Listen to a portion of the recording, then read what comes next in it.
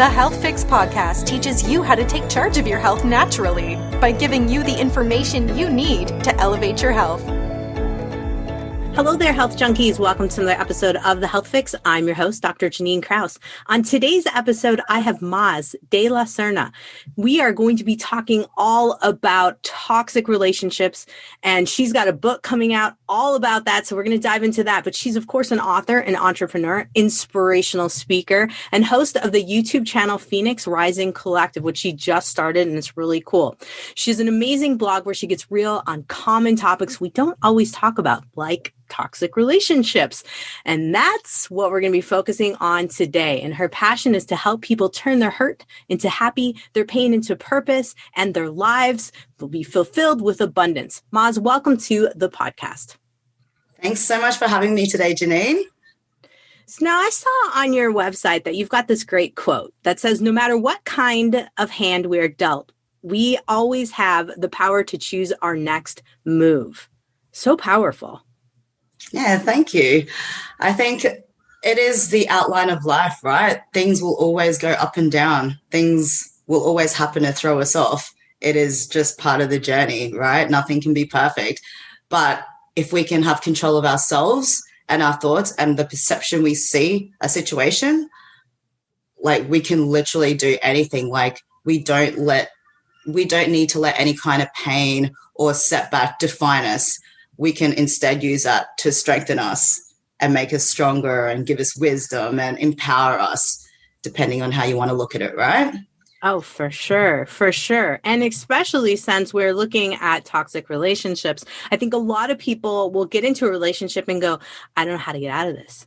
Like, what do I do? How do I get out of here? And you have some experience with these sorts of things as you've posted on YouTube. And I'd love for you to tell us a little bit about how you became a speaker on toxic relationships and what experience led you to talk about it and write a book for that matter.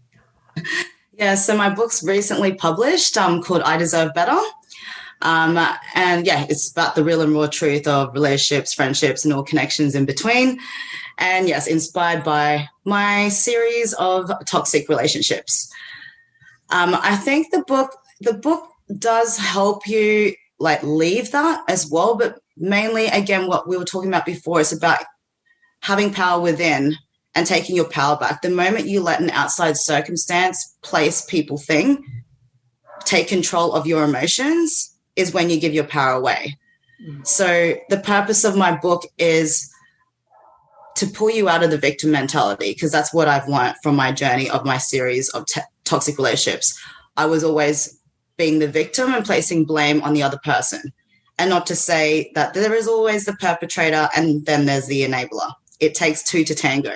Mm-hmm. And it took me a long time to realize that. And it got to a point where after a while I was like, hang on, I can't keep repeating this cycle like this. Why am I attracting these people? Why am I attracting these relationships? And there had to come a point where, is it me? What am I doing to create this reality? Right. And I think it's a tough pill to swallow, especially like, I'm not saying that you're not the victim in that way. Like there are abuse. I've been in very abusive relationships in the past. But the only way to take your power back is to stop claiming victim and take power of yourself, your thoughts, your actions, and the role that you play. So that way you can empower yourself to get out of that situation, right? If we're always placing blame on someone else, how are we meant to better ourselves? Yeah. So yeah, my book basically talks about that it takes you on a journey. It's funny because the feedback I've got so far is exactly the purpose of what I wanted the book to do. But it's like a lot of people like, wow, it's so eye-opening. And I'll admit it called me out a few times because it will make you uncomfortable. And some people might not like me, but I take you on a journey where you are now rediscovering yourself and analyzing yourself and learning more about yourself and where your actions, your behaviors, your thought patterns, where this stem from and what is causing the current situation you are in, and how to take your power back to then be able to have those healthy relationships, not only with others, but most importantly yourself. Because if you don't have a healthy relationship yourself, how do you expect to have a healthy relationship with anyone else?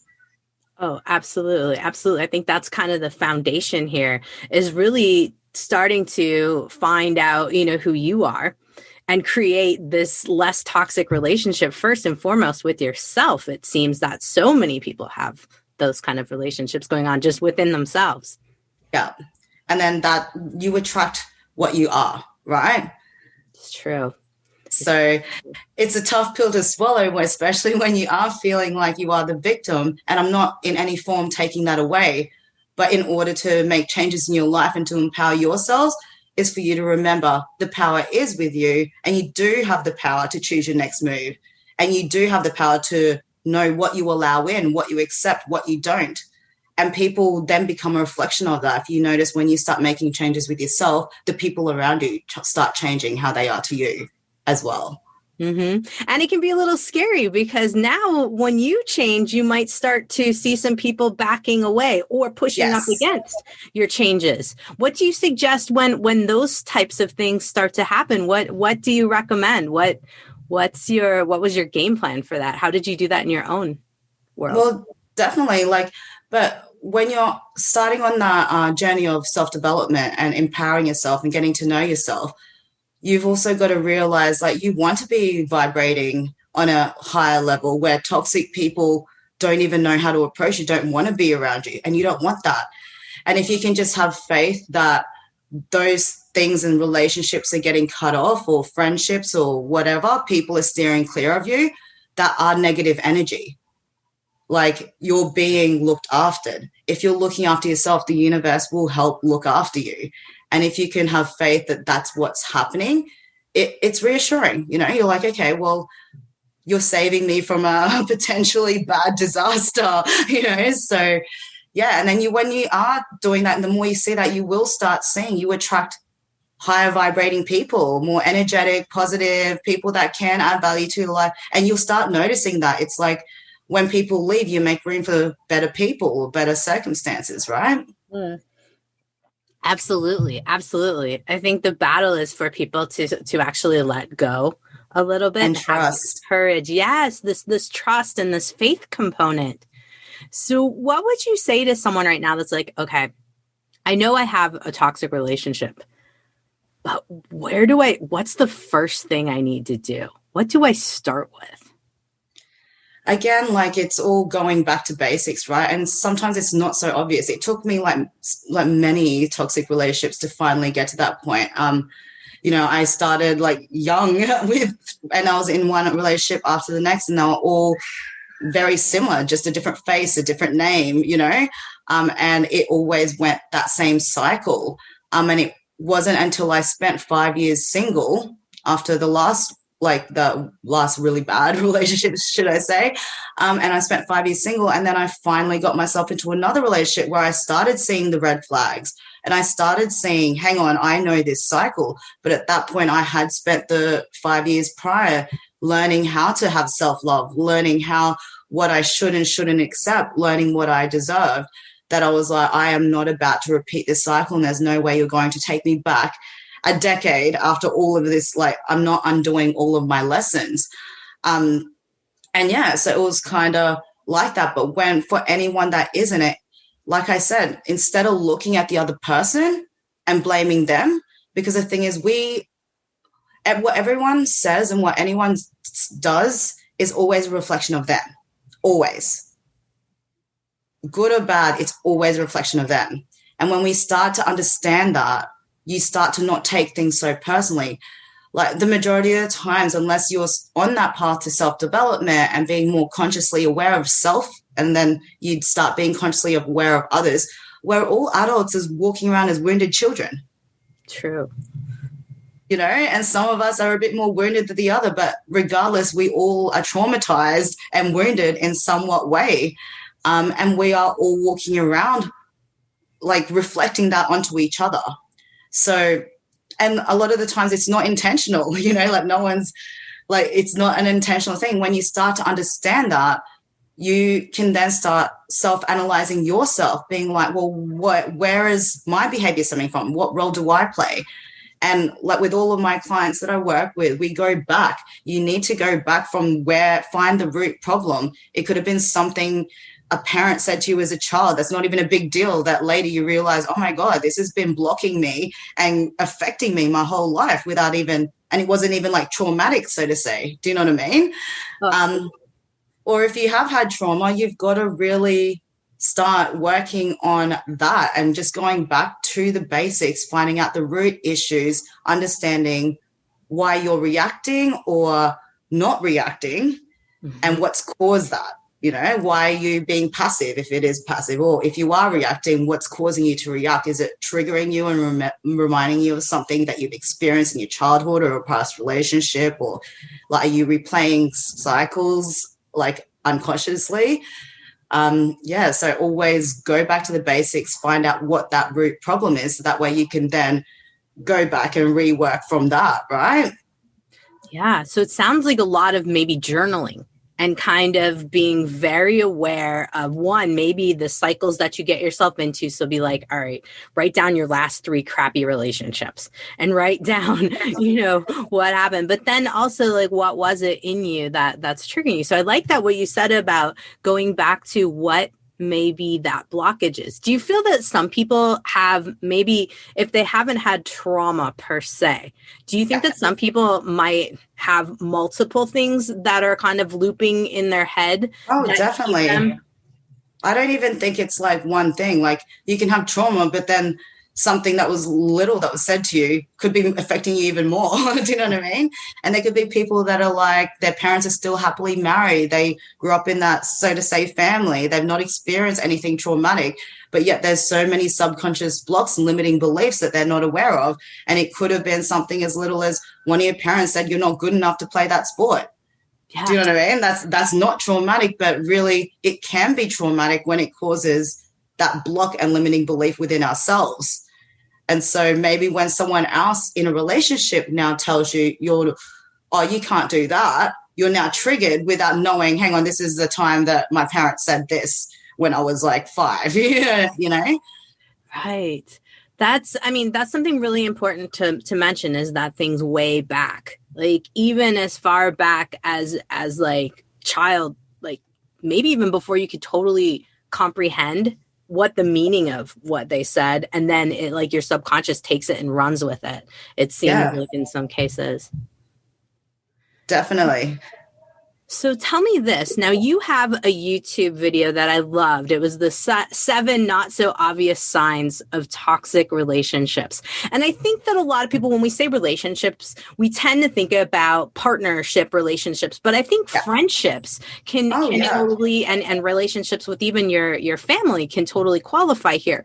So would you mind telling us a little bit about those 7 not so obvious signs? Because I think a lot of people are like, is it really a toxic relationship? I think so many people are on that fence of, is it really me? Do I really need to work on me?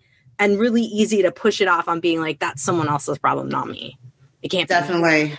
I have been through that, and hence why that video, because there are the obvious signs, which, like if someone's punching you in the face, yes, that's abusive. Mm-hmm. That's very obvious. But then there are also, like, it's nothing that I'm proud of. No one wants to be like, hey, I'm proud. I'm like a pro at toxic relationships. But if I look back, I became a pro at attracting them. And it wasn't until I started looking back, looking at the patterns.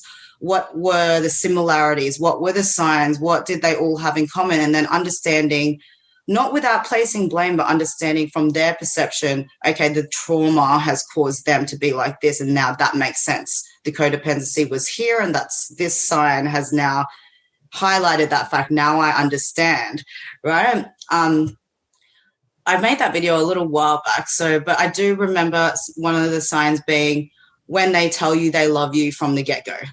Yeah. Before they even know you. And yes, they can be all romantic. Everyone wants to hear those words and, be doted on. And like at the time when you first meet someone, it's always that honeymoon, falling in love kind of phase, right? So you don't think, oh my God, that's a sign. But if someone is like that in love with you before they even know anything about you, that potentially, not always, but 9 out of 10 times potentially can be a very big red flag. Like, how do you know that you love me when you don't know anything about me? And of course, when it's happened to you multiple times over and over again. So going back to patterns and being like, Correct. Why does this always happen? And then again, my role that I played was when I had that, because I did, like, as a child, like at 14, and I was like getting there was times I slept on park benches. There was times I had friends' families take me in. I couch surfed. Like I had massive abandonment issues. And so, like, as an adult, without knowing that, it was like when I was getting that love that I so craved as a child, it pulled me in. Like, this is a love that I didn't get as a child. Oh, you love me. Oh my God, you think I'm amazing. Like, I'm not even thinking about, hang on, you don't actually know anything about me to warrant this love that you have for me right from the beginning. Yeah. No, I think that's something like we get stuck in this. And right now, I don't know how it is over in Australia, but right now we have all of this like craziness with the Hallmark videos and the Hallmark movies for Christmas. And It's like these two people meet and they fall in love within a week. And then the story goes. And so all of us kind of have that a little bit programmed. And I know I definitely as a kiddo had that like, oh yeah, I'm going to have this fairy tale thing happen. And then, this guy tells me he loves me, within a week. And I'd be like, ooh, this is awesome. But I never would have thought about it. Right. Until I had multiple patterns of like, oh, right. Yeah. And that goes back to say, I know Disney kind of ruined it. So I was the same with like Cinderella and all of those movies, as a child. But again, it's coming to that awareness that we're all wounded children walking around as adults. And if you can learn to understand that, a relationship takes work. It takes partnership. It takes understanding yourself first and then being able to understand someone else and learning to work together, both realizing that, like, to have a healthy relationship, you both realize, okay, you have this trauma, I have this trauma. This is what triggers you. This is what triggers you. How do we work together to like do this journey holding hands rather than two traumatized people taking it out on each other, even if it is subconsciously, right? And that's where the toxic relationship starts. I know one of the other signs that I had was when they don't tell you much about their past, when you ask about their past, because that is a massive red flag, as that person has not done any healing.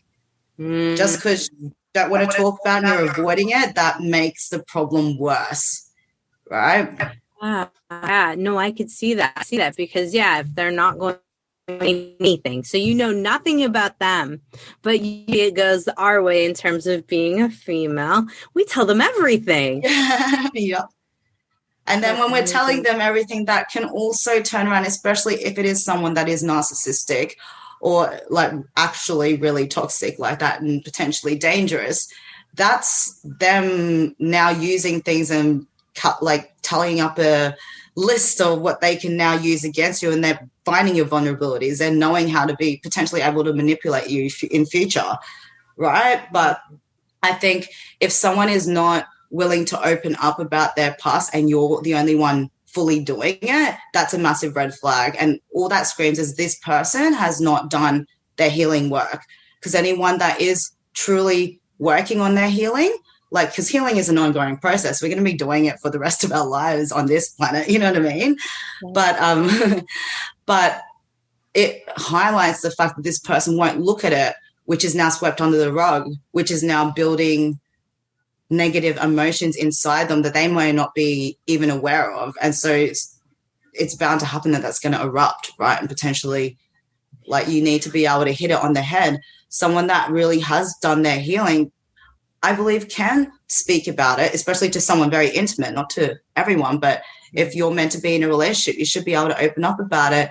And they're also at a point where they understand this happened, and I understand I act like this because of that, but I'm working on that. I'm aware that that's what has triggered that. And because of that, I've placed all these defense mechanisms up because of that, but being more aware. And that's when, you can potentially have that healthy relationship. But if someone's just like, no, I don't want to talk about it, massive red flag. Yes. That reminds me of one of the other things you mentioned too, in terms of someone who says, my ex was crazy. Oh, yes. That one was the one that like, hit me. I was like, oh, where were you? Like, I don't know, 15 years ago. Yes, that is definitely one that was very prominent. And like, I suppose a lot of people will say they have a crazy ex. I'm sure you've heard it a million times. Like, I might have said it. yeah, but again, taking it back to what I said, it takes two to tango. It takes two to tango. So if your ex was that crazy, what caused your ex to become crazy? Because you were also in that equation. Mm-hmm. Like, massive red flag. And also the point of, and that goes like both ways as well, because I didn't even, I'm like, oh God, like you had a crazy ex. I'm so sorry to hear that. And then I would think, oh, you dodged a bullet, and be empathetic towards them, because I've also, like I said, had toxic cycles and relationships. But again, that's people not coming into that awareness of being conscious and really doing that work to realize, well, I played a role too. Right. What caused them to also be crazy? Do you know what I mean? What was this issue? So massive red flag in terms of like the ex being crazy, because I've also been in situations in the past where I actually started to feel crazy because of like a partner. Like again, that was in the YouTube video that I mentioned, how I had one ex tell me how his ex went into a mental hospital and she actually got admitted. And so I believed like she was crazy because she actually had to get put in an institution. And it wasn't until like years into our relationship, I actually started to feel that crazy. I remember having that moment being like, now I know why she went crazy, because I'm starting to go crazy too. And yeah, it's a massive red flag. Like, if it's that crazy, why? I think someone that's been like more conscious and emotionally mature can at least turn around. We all make mistakes. And if that relationship was crazy, be like, yeah, my ex was crazy, but I understand it was this trauma and I understand that I played a role. Do you know what I mean? Like, it's not my ex is crazy, that's it. Because, yeah, and then I don't want to talk about anything more. Right. Red flag, hang on, what's going on? Yeah. No, these are good things. I mean, it's like you got to own, right? You got to own your part in how the crazy unfolded. But it's also something that I think a lot of people right now might be like, oh, wow, I can see some patterns. Maybe they've worked through certain things, but they can go, oh, is there something energetically between myself and my partner where we're like being toxic towards each other, and how can we start to fix this? So what do you suggest for folks who are wanting to be more conscious and really taking the step to slow down and really investigate themselves? Is it more of like a meditative type of state that you recommend to get into? Is it more self-exploratory where you're spending time by yourself? What do you think's the best way to really start to become more conscious? Like, I know there's tons of books and things of that nature, and if there was something that helped you on your journey, by all means, share with us. I'm trying to see, like, from a lot of the people that I'm interviewing about consciousness, what is it? What was it? What was the trick that got you started? A lot of a lot of that. It was not just one magic trick. You know, it's a journey. Yeah. Even my book, I do take you on a journey to do that self-exploration. So I guide you to being able to do that while you're reading the book. But I'm actually in the middle of creating a course now where I'm like putting it together as a step-by-step process. And everything you just mentioned there, that it includes all of that. So nice. Yes, I have a conscious meditation where you can just sit in stillness and let those thoughts come in, where you can be like, oh, hang on. But one of the practices in the course that I have is I literally take you right back to the early moments that you can remember of your life. And I get you to write every single thing that you remember that has hurt you or caused you pain right from the beginning. And the list might be overwhelmingly crazy, but it's I feel like if you can dig into all that, like there's going to be some of those things you're like, oh, wow, this little thing here or big thing here, I can see how this has now affected me now. But it's bringing that to awareness, and that can be a tough exercise. But yeah, that's one of the exercises I do with my clients, where it's like, let's go right to the beginning, everything. And like, it is overwhelming when you see this big, long list that is, but at the same time, you've got to get rid of that clutter, get rid of that gunk, and pull it up to awareness, so that way you can start understanding where things are being stemmed from. So once you find that root problem, you can now start working on that, right?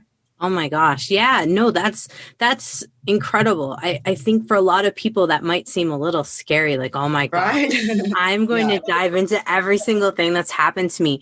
And I've done this before in my past to try to work on some of my blocks. And I will say that it's incredible, because you don't realize truly how many little tiny things that your well-intentioned parents, relatives, people, friends, even at a young child age, kids can say some things that are kind of hurtful. You don't realize, right? But you're like, whoa, how did all of this contribute to where I'm at today? It's crazy to kind of put the pieces together. So when someone does that kind of work and they're uncovering all of this, how do they go about mending each and every one of those things? What's the journey on that? What do you start working on next? Yeah, when we go something heavy, I try to balance it out. So the next stage, we're now doing something a bit more loving, and, like, you can't just like throw you in the deep end and keep you there. But it's just to bring that to enlightenment, and then turn that enlightenment to empowerment. And then now, again, everything is how you look at it. Is a glass half full or empty? Like I said earlier, things will happen in life. How do you want to look at it? Are you going to let the pain define you, or are you going to use this as that stepping stone to build your strength? So again, it goes back to that. Like these things are already done. You can't change it. Right. But you're here now, willing to write that list because you want to change you now for the better. So let's look at that and how that affected you. And now let's look at how that is affecting you and what you're doing now subconsciously because of those things that have happened. And now let's look at solutions. How can you best be aware, and how do we move forward from there?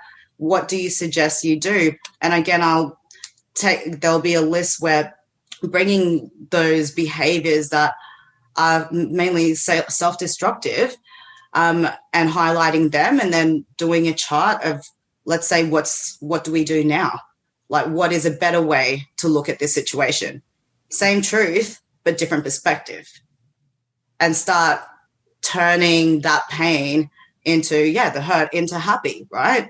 Into pain, into something more constructive. The same situation, because the thing is, the situations happen, and at any given moment, at every given moment, it depends on how you look at things. That's the game changer. Perspective is everything. It truly is. And I like how you mentioned it in terms of perspective versus, we're going to go into all this positivity, because I think the positivity stuff, people are like, kill me now. But changing perspective can be so, so incredible. Now, I have a question for you in terms of some of the clients you've worked with. Have you ever worked with anyone that was struggling with chronic pain? Or even a chronic illness and perspective? Yes, I have. And again, my belief is, we're holding pain. Everything is energy. And that's blocks that we're causing. Again, going back to your childhood, it's pain that you've suppressed, which now creates as an actual physical pain. We can create diseases. We can create pain. I honestly believe that. And also we can heal that with our mind. Again, perspective. Mm-hmm. And even like my father, living proof, he had leukemia and he doesn't even know what the law of attraction is. And without even knowing what the law of attraction is, he used the power of his mind to overcome leukemia. Wow. Like, I honestly believe, I'm not a doctor, like yourself, I'm not, but I've heard stories, and I've, like with my father, seen stories myself. The power of the mind is so powerful. We can create diseases and pain. The chronic pain is there because there's something else emotionally that has caused that you've blocked, and it's just blocked and turned into a physical form of pain wherever that is in your body. Yeah. Yeah. No, I absolutely agree. And that's why I love acupuncture so much, because it can kind of help that bridge between becoming conscious, changing your perspective, and helping your body through the blockages as you're moving forward in your journey. So I have a lot of folks that ask me, how long does it take to change your perspective? And you've already alluded to this in terms of it's a journey, it's a lifetime, right? Because we're not going to have it where every single thought process that comes up is always going to be sunshine and roses. No, definitely. And it is a journey. When you dig up things and then you're like, hang on, there's more. Oh my God, there's more. Oh my God, I thought I was over that. There's still more. Oh, wow. But that's, again, bringing it back to consciousness, right? We're human. We're always going to be evolving and things are always going to happen to us. But when you start on that journey and you can come to that point of being able to look at things from a different perspective, which is more empowering than belittling yourself, right? You can now, moving forward, when these things do happen, step back, take a deep breath, consciously look at it as in, or even when you're feeling triggered, oh, hang on, this is a trigger, I'm feeling triggered. Okay, why am I feeling triggered? And stop and breathe, and rather than just react or retreat, or do you know what I mean? Like, even doing the silent mode is not very healthy, doing the silent treatment to someone. But being more conscious, and that in turn will help you move forward. So that journey does become easier because you start not taking things so personally. You start being more aware of yourself and your actions. And when you start doing that, you start becoming more enlightened and aware of someone else's actions. And it's not such a personal thing. You understand we're all adults walking around as wounded children, It's true, because becoming more conscious with yourself, like you said, you learn more about other people and realize how you can work, to help them, but also protect yourself in the same manner, to not dive into or feed off of any of what they maybe haven't dealt with yet and things of that nature. Definitely. Like, you stop taking things so personally, and in turn, it's not about you. You realize that's about them and their problem and their issue. And it's not your job to save them. Your job is to save yourself and help yourself. And it's their job to do that, because no one else can do that for you. That's your own inner work, and that's their own inner work. But again, with the relationships, if you want to be able to turn that toxic relationship to a healthy relationship, which can be done, it takes two people to become enlightened, to become conscious, to be aware that they're projecting their traumas and issues onto each other, and learn how to work together rather than just two people projecting, because then that's just a disaster, right? Recipe for implosion or explosion, one way or the other. Yeah. So do you recommend then couples get together and read your book together? Your book, of course, I Deserve Better. They're going to sit down. I mean, have you had some folks do that? Because I'm thinking to myself, oh, this could be a really great way to get folks to start working together. I've actually not thought of that, but that's actually a really, really great idea. Like, I've had even men read my book. Like, it's not targeted towards women. Like, it is the real and raw truth. It is cold and hard. But at the same time, there's I do take you on a spiritual journey. Like, I'm not there to just slap you in the face and call you out. It's coming from a place of love. The point is, it's not going to feel good when I'm not calling you out. I just ask you the questions and I make you think. Mm-hmm. So if you're getting called out and you're getting triggered, that's you. Mm-hmm. There's something that you need to work with. And I just take you on that journey and guide you to that. And then by the time you finish it, actually the feedback I've had, they say it's eye-opening, they're getting called out, it's kind of triggering, it's kind of uncomfortable, and then they always feel empowered at the end. And with a lot of insight, wow, oh my God, right? And so that was the purpose of it. But I had never actually thought of, because I've had men come back and tell me their perspective and how they took the book, and I've had women do that. But I actually think that's a great idea for a couple to do that together, because it does run you through some exercises as well, which I think would be great. So thanks. Hey, Anytime. No, I'm thinking about how I can incorporate, because every time I interview someone on the podcast, I'm always like, okay, how can I incorporate your resource into what I do and for my patients and for my podcast guests as well. So this is a wonderful topic, and I love the topic of your book in terms of the toxic relationships with yourself and with others. But I Deserve Better is so on point for a title, because I think that's what's on repeat for a lot of people, and thinking I deserve better, but they just don't know how to get that better. Yeah, definitely. I love that was what the title is supposed to do. And again, what we were talking about, relationships are everywhere. That the book does cover romantic relationships, but it also covers friendships, family, any colleagues, and it's just taking your power back within yourself. Like, the I Deserve Better is relationships. Ultimately, to get the relationship you deserve, you need to create that relationship with yourself. And then once you start doing that, you'll watch everyone else seems to change around you. Like, I've even done it myself with my own family. Do you know what I mean? Like, after being abandoned, so to say. And I couldn't be, I'm pretty happy with where I am now and the relationships I have around me. And it is because of the relationship I started having with myself. You can't change people, but when you change yourself, everything around you seems to change as well. Well said. Well said. So Mas, where do we find you online? Where can folks see what you're up to next? Give us the scoop. My website is www.mazdelacerna.com. The new YouTube channel, Phoenix Rising Collective, that's where I share a lot of videos about toxic relationships, law of attraction, personal development, spirituality, all the things I love. Instagram, I'm Lil Miss Maz. And I have a Facebook page, Maz Delacerna. But yeah. Perfect. Thank you so much for coming on and sharing all of your wisdom with us.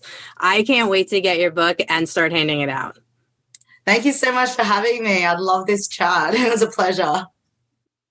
Hey, health junkies, I hope you enjoyed my podcast. If you want to continue the conversation based on what topic I'm talking about at any given time on the Health Fix podcast, head over to my Facebook group, Find Your Health Fix. It's where we are talking about what's going on in health, what I'm talking about in the podcast, and I love to answer questions there. So come hang out and join the conversation.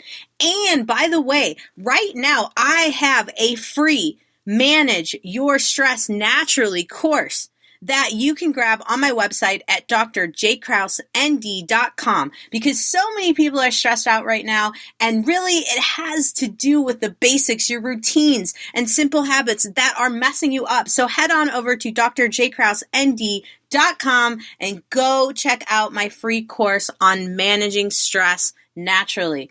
All right, folks, have a great day, whatever you're doing. Subscribe, rate, and share info.